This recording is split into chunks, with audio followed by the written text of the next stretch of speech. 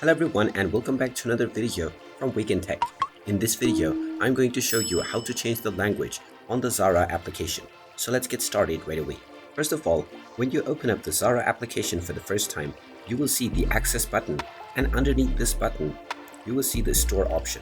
Go ahead and tap on this, and now you can choose from the various different locations for the Zara app. You can tap on find another region if you don't find this region within this list.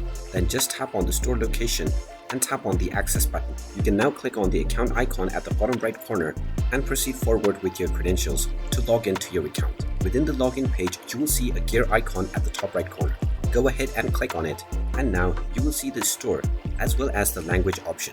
Click on this menu, and now once you select your region, just tap on the arrow at the right side and you will see the languages that are available for this region. Just click on it, whichever language you wish to use, and then the language will be changed for the entire application right away.